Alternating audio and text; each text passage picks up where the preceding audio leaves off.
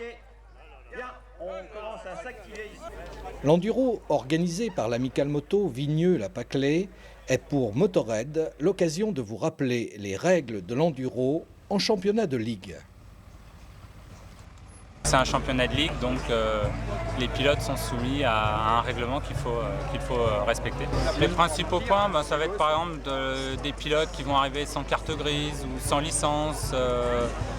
Ce sont des motos qui ne sont pas tout à fait conformes, donc en fait, comme c'est quand même un championnat, il faut quand même faire passer le message qu'il y a un championnat et qu'il faut donc en respecter les règles. L'enduro est une discipline de régularité. On ne bataille pas les uns contre les autres, mais contre le chronomètre. À l'heure arrivée sur le lieu de l'épreuve, les concurrents effectuent les derniers préparatifs sur leur machine. Puis les pilotes se rendent à l'accueil administratif muni de la confirmation d'engagement, le permis de conduire, la carte grise et l'attestation d'assurance de la machine et la licence FFM. Attention, les immatriculations provisoires ne sont pas autorisées. Messieurs les pilotes retardataires sont priés de se présenter au contrôle administratif et technique, s'il vous plaît. L'organisation remet aux concurrents le plan du circuit, des spéciales chronométrées, les horaires de course ainsi que les cartons de pointage. Merci.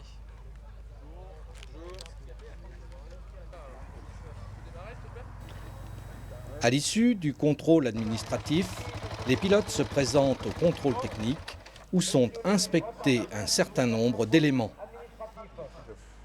Coupe-contact moteur, retour de la poignée de gaz, protège-chaîne, échappement homologué et conforme aux normes sonores, 92 décibels, homologation et validité du casque. Le numéro d'homologation doit commencer par 04 ou 05. Protection transversale du guidon, extrémité du guidon bouchée, présence des boules aux extrémités des leviers, repose-pied rabattable, pneus homologués, fonctionnement de l'éclairage, plaque à numéro, plaque d'immatriculation souple et non coupante ne devant pas dépasser la largeur du garde-boue arrière. Béquille. À l'issue de ce contrôle, le cadre, les roues, le moteur et le silencieux seront marqués, leur remplacement en course étant proscrit. Le contrôle terminé, les machines sont rangées au parc fermé et à partir de cet instant, le pilote n'est plus autorisé à intervenir sur sa moto.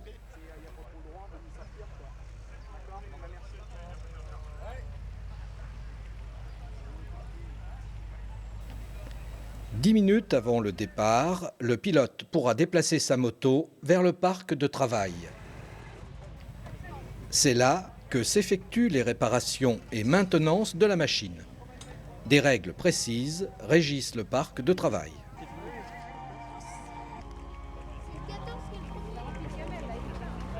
Cette année, nous sommes à 215 pilotes, on était à 173 l'année dernière, donc c'est pas mal. Et j'espère que pour le 20e l'année prochaine, c'est encore plus long. Enfin, les concurrents assistent au briefing de départ. S'il vous plaît, respectez les banderoles parce que, surtout sur les terrains privés, il faut savoir que c'est exceptionnel pour avoir les autorisations, c'est jamais facile. Voilà, je ne vais pas faire plus de gendarmes, donc juste tout ce que j'ai à dire. Je vous souhaite une bonne journée quand même. Ouais, alors attention, parce qu'il y a des mondes, il y a des bosses, il y a une marche, il y a des marches. Bon, prenez votre temps, c'est un peu technique, hein, donc faites attention. Les départs s'échelonnent toutes les minutes par tranche de 2 ou 3 pilotes dans l'ordre des numéros attribués. Donc,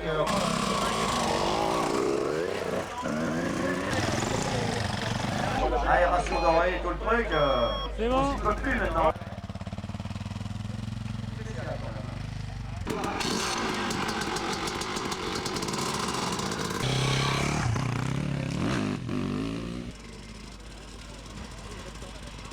Allez, 74, 75, 76 en place.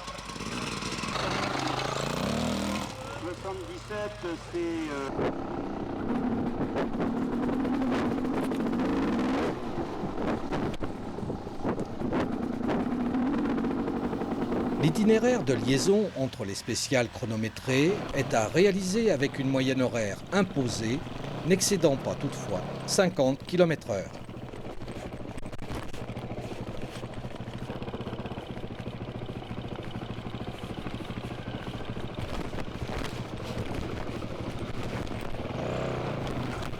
L'épreuve se déroule sur des chemins ouverts à la circulation publique et peut emprunter des voies goudronnées. Les concurrents sont donc tenus au respect du code de la route. Il est évidemment interdit de quitter l'itinéraire balisé. Des drapeaux bleus indiquent un contrôle de passage à 200 mètres.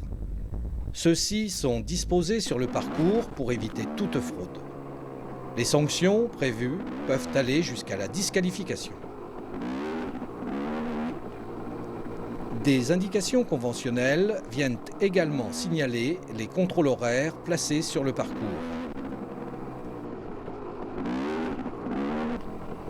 Les pilotes sont assujettis également à des pointages horaires.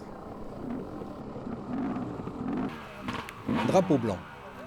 Placés à 200 mètres de la pointeuse, ils indiquent le début de la zone de contrôle. Le ravitaillement ne pourra s'effectuer qu'au contrôle horaire entre les drapeaux blancs et jaunes. Drapeau jaune. Placés de façon visible 20 mètres avant la table de contrôle, ils indiquent la fin de la zone d'assistance. Ayant passé ces drapeaux avec la machine, le pilote doit obligatoirement pointer. Drapeau rouge. Placé devant la table de pointage des contrôles horaires et de passage. Attention, la zone située entre le drapeau jaune et le drapeau rouge est considérée comme parc fermé et toute assistance ou intervention est interdite. Chaque minute d'avance ou de retard sur l'heure établie est sanctionnée de 60 secondes de pénalité.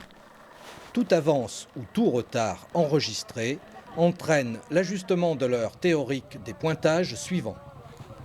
Il convient au pilote d'ajuster lui-même ses éventuels nouveaux horaires. La spéciale est un secteur chronométré. Les spéciales sont balisées de bout en bout et les concurrents peuvent les reconnaître à pied préalablement à la course. La prise des temps se fait au centième de seconde, le départ étant donné individuellement à chaque pilote. Attention, tout pilote qui se retrouve involontairement hors du balisage doit reprendre la piste à l'endroit où il est sorti.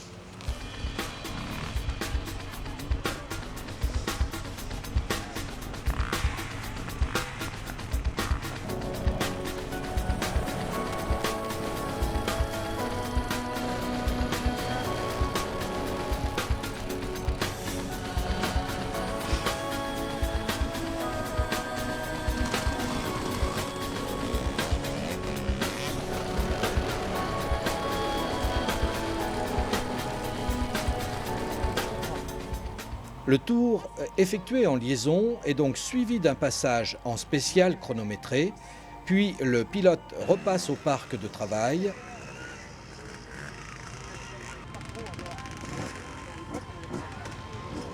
avant d'effectuer une boucle suivante. Enduro bien, pas mal de poussière, donc faut faire gaffe, faut être vigilant. C'est un parcours difficile? Non, ça va, c'est assez roulant. Il y a des petits passages dans les bois, mais ça va.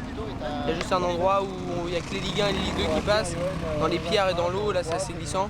Autrement, ça va, c'est bon parcours, quoi. Donc t'es content de ce que tu as fait pour le moment? Ouais, pour le moment ça va, ça marche. Très poussiéreux, super sympa, très bien. Ça m'amuse bien, quoi. À part que j'ai un pote qui vient de se prendre une belle gamelle, j'espère qu'il n'y a pas trop de mal. Bon, par ça, c'est sympa, quoi. Nickel. Les conditions sont bonnes aujourd'hui? Ouais, impeccable. Bon, il fait un peu chaud à mon goût, mais bon. Bon, on fait avec, on n'a pas le choix. C'est comme ça. Et au niveau de la performance, t'en es où là aujourd'hui? La performance, la première spéciale, j'ai chuté. La deuxième, je pense que c'est pas trop mal, mais bon, je suis un spécialiste comme eux. Mais je suis content de moi, ouais. Principal. Ça fait plaisir. C'est nickel. Apparemment c'est pas cassé, c'est bon. Bon, c'est une bonne chose déjà. Dommage, apparemment j'avais fait le scratch dans la première spéciale. C'est vrai? Tant pis, il y a des jours comme ça vaut pas.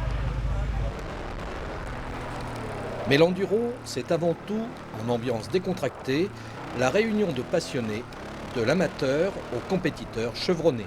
C'est un bilan positif parce que déjà on a fait, ça fait à peu près 35 pilotes de plus. Tous les ans on arrive à faire quelque chose de nouveau. Et puis je pense que maintenant c'est un enduro qui est quand même connu, je dirais, presque dans toute la France, quoi, parce qu'il n'y en a pas beaucoup.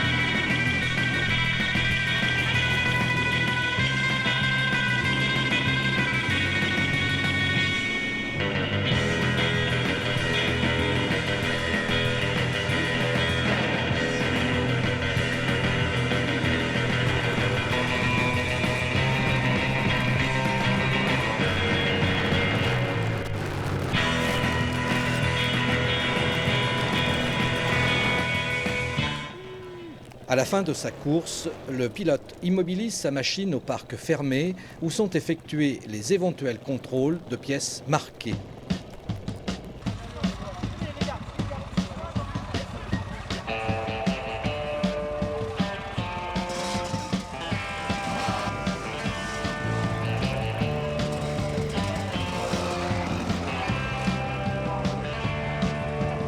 C'était très bien. J'ai atteint mon objectif, je voulais faire au moins un tour, finir, et puis j'ai fini, j'ai fait un tour, donc voilà, tout va bien.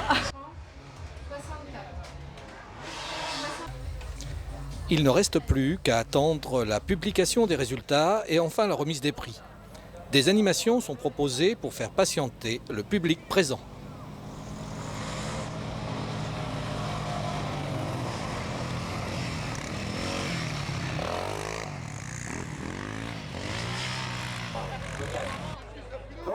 Une bonne journée ne se termine jamais sans le verre de l'amitié.